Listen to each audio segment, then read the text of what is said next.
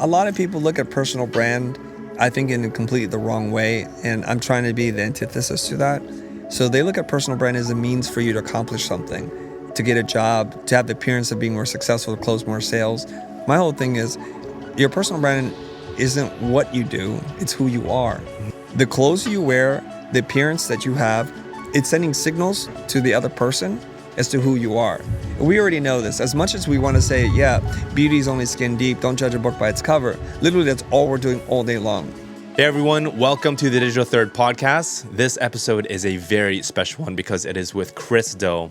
And before we dive into it, I want to share a little bit of context of the recording. So this podcast was recorded on location at Ole's Fishing Lodge at Hackeyes Pass, which is in the Canadian wilderness. It's off of Bella Bella in British Columbia. And as a Canadian, I want to say sorry for a few things.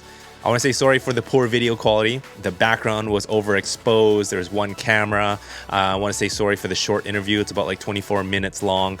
We were recording in between fishing trips and we did this after lunch.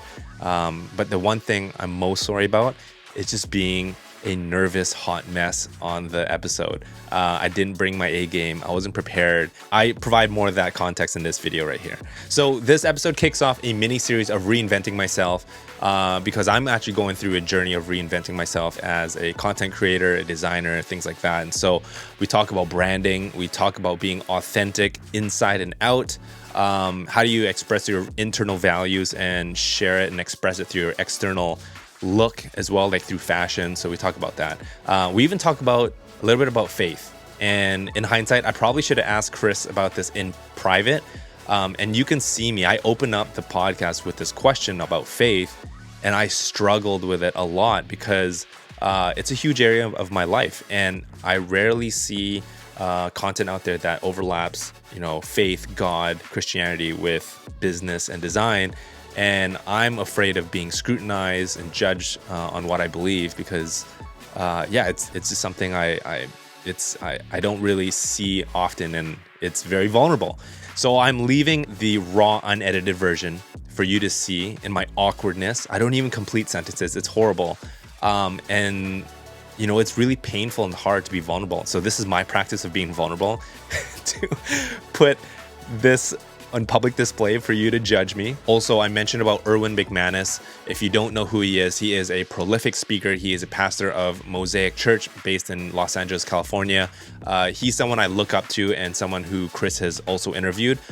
He is someone that navigates between the space of faith and business. So that's what I am referencing to. So without further ado, hope you enjoy it. Let me know what you think in the comments below.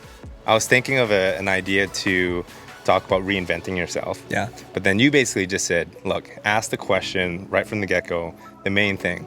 So I'll just get right into that. And then this is not your typical podcast.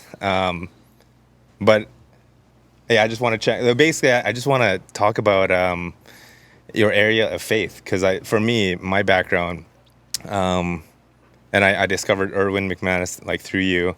And I think that was a really nuanced area where he doesn't really identify himself with most people from the church. Yeah. And I grew up in the church. And I think this has been an interesting journey because I'm trying to marry the two areas of faith and pulling inspiration from God. I feel like that's the most creative space that you can be. But I don't see a lot of that in there. And so I've noticed about you sport the God as a designer. And you said that your wife is a born again believer.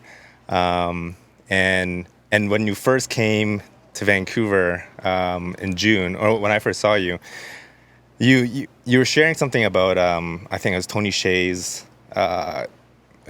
about happiness? Yes. And so you basically talked about the elements of church. Yeah. And then you were looking at me in the audience. You said something about design church, and that fully resonated with me. So anyways, I say all this, and I'm just curious, what is your background or context, your opinion on faith, belief, this type of area, and even how you share it with your wife? Yeah. I think faith is an interesting word, and it's something that I try to define with folks. Faith is the belief in something despite the lack of evidence. Mm-hmm. That's what faith is. Do you have faith that I will do something? You don't have evidence that you're going to do it.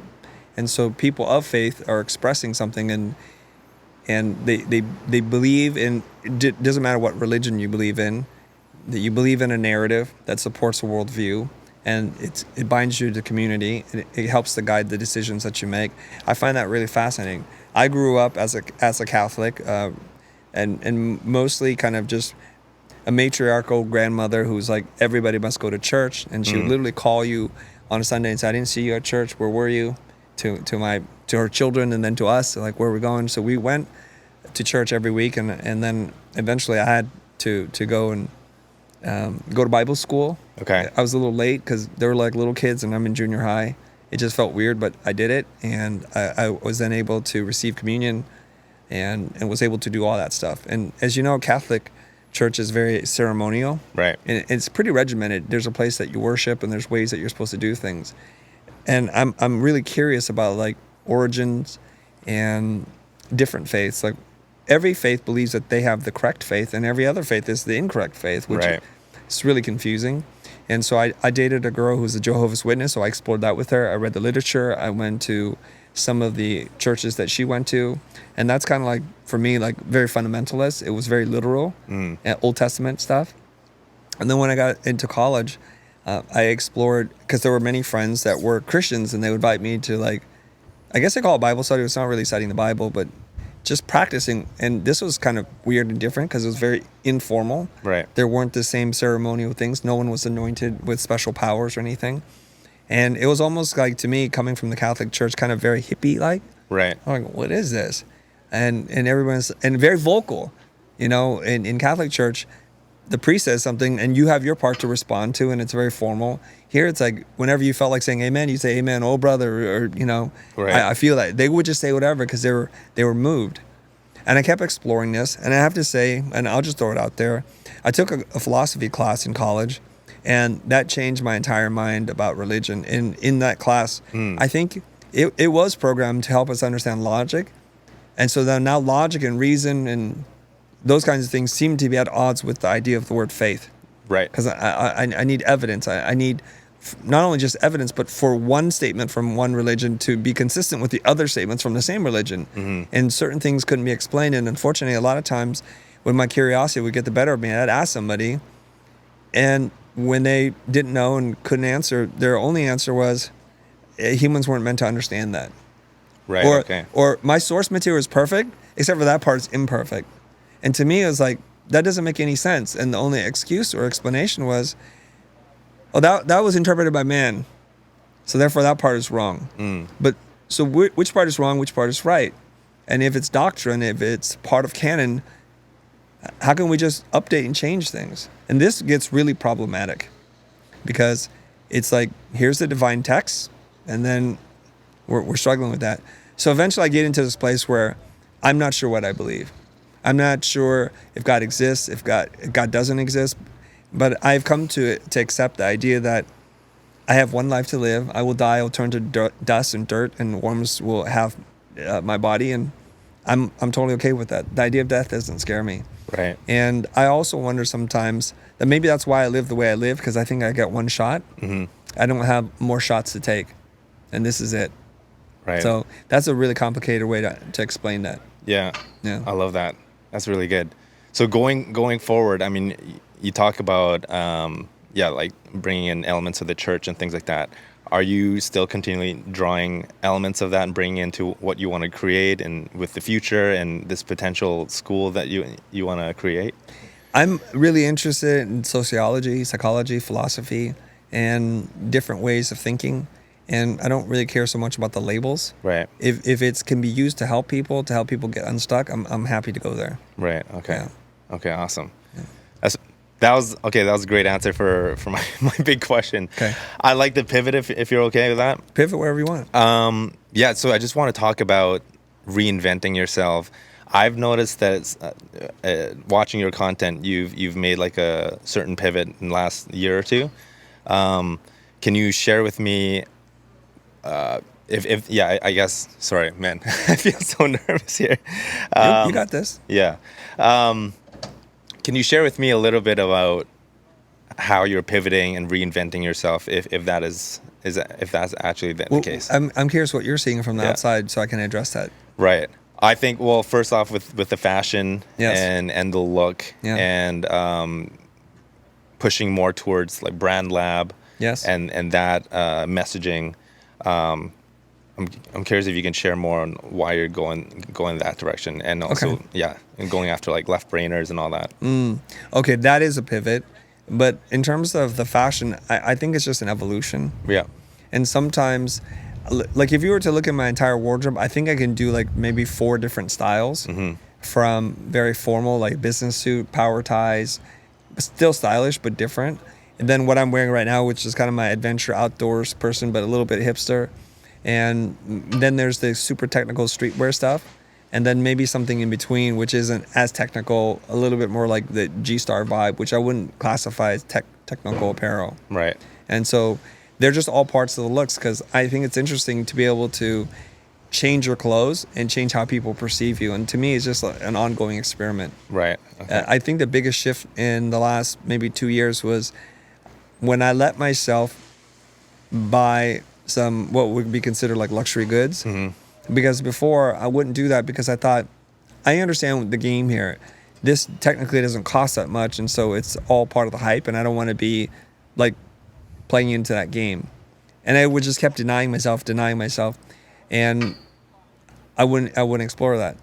And then eventually, one time when I was in Australia, my cousin's with me, we dipped into one of those luxury stores, and she said, that looks great. And I'd already been looking at it online, so I decided I'm just going to buy it and see how I feel about it. And I didn't feel as bad as I thought. Right. I didn't feel so manipulated, and I didn't feel like, what a colossal effing waste of money. Yeah. And I was okay with it. I'm like, okay, so I've been deliberately restraining myself from purchasing certain things because I had a mental block about it. Like my wife doesn't have the same mental block. She didn't grow up as a refugee and not having enough and being part of the lower middle class, and where you're more conscientious of what you spend and why you spend. So every time we would go shopping, she would just say, go buy it. I'm like, I can't. It's on sale. I'm like, this is overpriced. She goes, why would you do that? Why? Just buy whatever you want, whenever you want. But that's not my operating system. So I had to like kind of deprogram that and figure out, defrag the drive, if you will, and kind of create a new partition. Yeah. And so I can write a new story. Okay. Yeah. So that's the evolution of the fashion. So the cap that people keep recognizing me for, this has this yellow tape, which, by the way, I didn't add that. I just bought it like that. Right. So a lot of design, a lot of interior design, architecture, fashion design, graphic design, web design, it's not about creation, it's about curation. If you pick the right things and you put them together in a way that makes sense, that's to design. Interior designers very rarely make their own things, but they do curate and assemble things that are good together. And the more sophisticated they are, the more they can blend different styles and create something that feels really rich and has many notes, so that when you experience a space handled by a great interior designer, there are subtleties that the normal person may not be aware of, but they can feel. So for me, it's just picking something. And that purchase was out of necessity because someone had stolen my luggage while traveling through Europe. So I was basically down to one suitcase and not enough clothes, one of which was my hats and a bunch of other things. I lost about $10,000 worth of clothing. So I went to an outlet in Barcelona for a brand I'd never purchased before. And of all the caps that they had, that one said, that's for you. It was the only one that was like that one. So I'm like, let me try that. And I just bought it. Right. And normally I wouldn't buy that because I had, even at an outlet, it was like $150. I've never paid $150 for a cap before. So you start to become desensitized to this price barrier that you impose upon yourself. Right. And so that opens the floodgates. And now my wife's like, oh, I see where this is going. I said, babe, you created a monster. You encouraged me, and here I am. Right. Yeah. So I don't hold myself back anymore. All right. And so for the messaging that you're sharing a lot for branding, just you've been saying to basically be yourself more. Yes. And I was talking earlier with Annalie about balancing professionalism and being vulnerable and showing your true self. Yeah. Can you speak to that? Because to me, being professional, like let's say the situation now, a lot of people in tech have been laid off, and so they're updating their CV, and they're trying to put like their new professional look out there just so they look attractive. Yeah. But some would say that if they show 100% of who they are, that may not be very professional. Yeah. So do you have any tips or advice on people showing their true selves yet being professional, and how do you balance all that? Yeah. I think your clothes, if you want to look at it, they're tools that you use. So you don't use a screwdriver to put it in a nail, and you don't use a hammer to tighten a screw. So if you're looking for professional work, the clothes you wear are a tool for you to solve a problem. If you're in the field and you're farming, you want to wear farm clothes because that's what they're built for. They'll last, and you don't worry about if it'll get dirty because it's kind of designed to do that. Right? You wear skateboard shoes to skateboard, and if you don't want to, you can wear them because they look good, but that's what you do. I think people forget about that. So if I showed up as a teacher for kindergarten kids, I don't want to wear hot pants and a tank top or a wife beater. That would seem like this is the wrong tool for this. Even if it's 100% reflective of my personal taste and style, that doesn't seem right.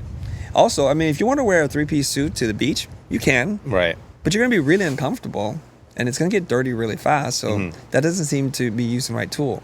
And so now I want to talk about a communication tool. The clothes you wear, the appearance that you have, it is kind of it's sending signals to the other person as to who you are. And we already know this. As much as we want to say, yeah, beauty is only skin deep, don't judge a book by its cover. Literally, that's all we're doing all day long. You walk down the street, you're making 1,000 micro decisions about that person seems successful, that person seems dangerous, that person seems really cool, that person can be too talkative, don't trust that person, trust that person. You're making 1,000 little decisions all the time. And it's necessary. It's not bad. It's necessary because if you were to spend all your mental energy deciphering what each person is, you'd be exhausted and you wouldn't make it to the end of the block. Right. So if we created shorthands, we're pattern recognizing machines, and we're like, this type of people, that must be a part of my culture. These type of people, not part of my culture. I get along with these people, or I really don't get along with them. But that's from your patterns that you've witnessed in your life. The danger to that kind of pattern recognition is sometimes you got to check yourself and say, like, is this fair? Is this accurate? Or does someone tell me be afraid of those types of people or trust these types of people, and I have actually no lived data to compare it to? And that's a kind of dangerous thing because we inherit that usually from our parents, from our siblings, from our culture, community, neighborhood, society. And those are dangerous. Right. Yeah. Okay. So it's a tool to communicate to you something about me. Right. Okay. Right? And it used to be like, and it probably still is, when someone wears glasses, people are like, they must be intelligent. They might say 4 eyes, but because I think for a long period of time, we didn't need glasses, but we started to look at things closer and closer, changed our eyes. So those people, we just assume read. Who knows if they had some kind of genetic defect and they couldn't see far, but now people who wear glasses are like, oh, they must be pretty smart, work with computers or read a lot of books or magazines or newspapers or something like that. So those are little signals. Okay. Yeah. Got it. So those are things for external, just showcasing. Now, in terms of, I guess, more internal stuff like your voice, how would you develop that? How do you develop the other aspects of your personal so brand? That's more external. Yeah, a lot of people look at personal brand, I think, in completely the wrong way, and I'm trying to be the antithesis to that. So they look at personal brand as a means for you to accomplish something, to get a job, to have the appearance of being more successful, to close more sales. And I'm completely opposite of that. Okay. My whole thing is your personal brand isn't what you do, it's who you are. And we're having the wrong conversations, at least for me. It's okay if you want to have the other conversations, I'm not here to judge you. But for me, it's like, who am I? What makes me me? What's my self-concept? And that's a more interesting conversation to have with folks. Right. Because once you get squared away with having the kind of awareness and acceptance of who you are, everything else can flow out from that. So I've got this theory that all of us have been conditioned to live and speak and present ourselves a certain way for so long that we forgot who we really are. Imagine if you're like an alien from another planet and your parents brought you here because it gave you the most competitive advantage for survival with certain unique traits. But they left you with human parents to raise you as a human. But you're capable of doing crazy, incredible things. So you forget that you have this power, because they don't know you have this power either. And I believe once we connect to that, like within each one of us lies the potential of a superhuman capable of doing extraordinary things. Right. But we have to like peel away those layers to get to that core. And when people find that, it is incredible. They become extremely magnetic. They draw people to them. And it seems like opportunities are just given to them. Right. And it's you being in complete alignment with who you're supposed to be. And so I think that's a journey worth exploring. Interesting. I feel like I'm at the point, I've shared a little bit. I started this design community brand, and then I paused it for a bit, and now I'm coming back, and I feel like I'm just on a precipice of fully showing who I am, but it's scared. So it's scary because I think a big part of my life is like my faith. And so I think I want to put myself out there, but I think like areas of faith and design or professionalism don't seem to maybe mingle together. But yeah, I'm just kind of navigating through that. And I guess it's the barrier of fear that I need to overcome. So any tips on just breaking through that? You just gotta rip the Band-Aid and slowly put yourself out. And it's funny because right now I'm so aware that there's a camera, but I really want to be present in asking you, because as I'm sharing and putting this out, like other people can hear this. So I'm definitely in the space of, I'm very uncomfortable right now just putting this out and being vulnerable. So I think that's kind of where I'm at right now.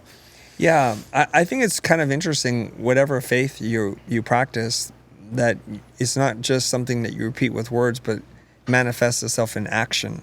And so sometimes I wonder when people are like, I'm a Muslim, or I'm a Christian, or I'm a Buddhist, are you representing people of the same faith? Because right now you're not acting in a way that I think is congruent with your faith. So to say that you're something and act differently seems to be a little bit odd to me. So why don't we let our actions be the things that show people who we are, the quality of our character, and when we show courage and vulnerability or strength, that to me is more important than a label that people want to put on. Right, okay. So it's like, if people like Josh as a human later on to discover you're a scientist, mathematician, magician, and Christian, then they're like, wow, that's interesting. So I wonder if other Christians are like that. Versus leading with the label like, I'm a Christian, and then they're like, wait, why'd you just take the candy from the kid? It's like, oh, so Christian. You see what I'm saying? So this is the problem. It's like we fall on labels too easily. Okay. And we need to make sure that whatever you believe in, to act in congruence with your beliefs. This is critical. Yeah. And when you don't, you have this thing, and it reminds you, it's called guilt. And sometimes it leads to feeling shame. Because if you continue to do it without altering your actions, then really, what is your belief then? Right. And that's really important. So there's an expression, it's a dangerous expression, but I think it's mostly true. How you do one thing is how you do everything. And so when we see somebody cutting corners or not being generous in spirit, then we're like, maybe you're like that with everything in business, maybe as a parent, as a partner. It gets, to me, I'm looking for those signals all the time to understand like who somebody is. So the labels don't matter so much to me. Now, when you meet a guy like Erwin McManus, and I've had the pleasure of having lunch with him and dinner as well, is he doesn't lead with this faith. Right, yeah. You discover it. Right. And it's fascinating to me to discover it versus like, I'm this person, this is my label. And I think it's kind of refreshing. And he's an extraordinary, charismatic, and gifted storyteller. Right. And I think there's a lot more to learn from that. Very interesting. Okay. Yeah, because I know with branding and personal branding, putting yourself out there, the labels seem to be very, very important. But what I'm hearing is just don't worry too much about that. Live it out in actions more. Yeah. Let's say you're trying to grow your account on Instagram. Yeah. And you use hashtag Christian, hashtag designer. Yeah. Well, you belong to a very large group that doesn't have a super cohesive identity because it's all over the place. But if you created a hashtag that was specifically used by only one person, that would be you, then that label is pretty cool to me. And so when we explore our personal brand, I encourage people to figure out what label do you want to apply to yourself that gives people a clue as to who you are, such that they become curious to find out who the rest of you are. Right. And I think that's interesting to me. Okay. Awesome. Yeah. Fantastic.